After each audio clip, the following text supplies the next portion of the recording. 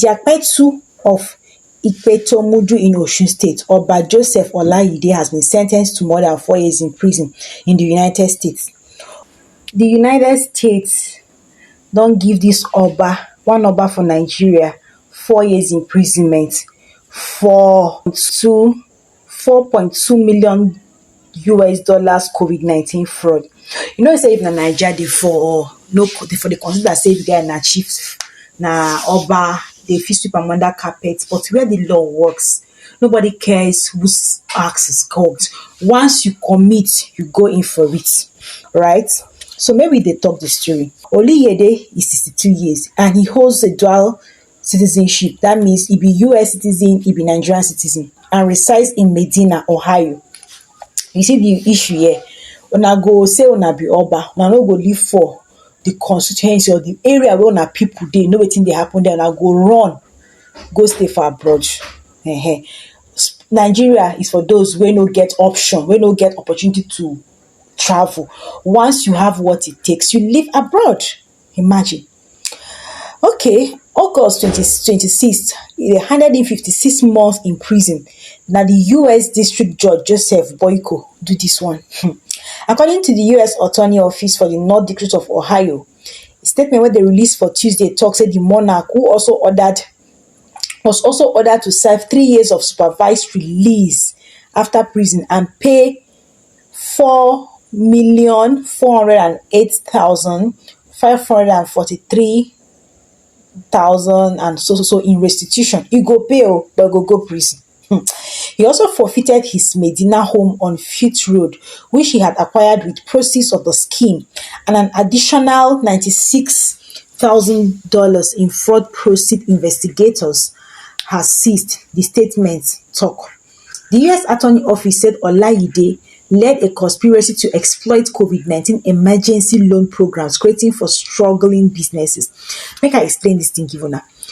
During COVID-19, you notice say a lot of business suffered for months. People no go work. Probably like myself, we no go work for almost a year.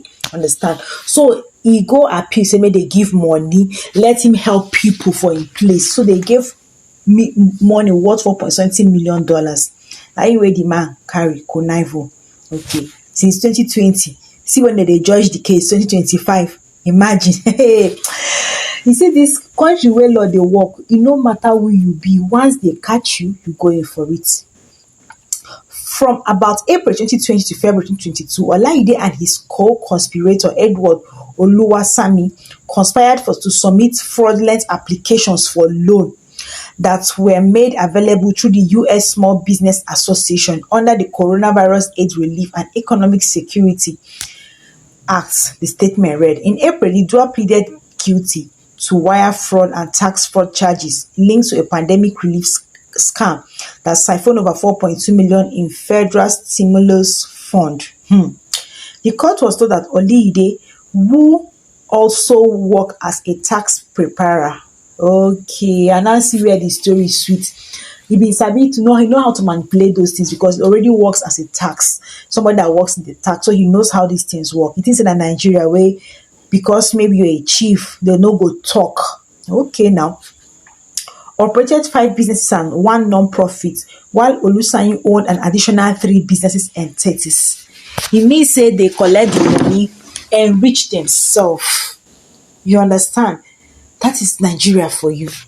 Both defendants use their businesses to submit loan application using false information. When I talk, say when I want help public, last, no una self and una family una carry am dey help. You say you be Oba, supposed to dey close to your people.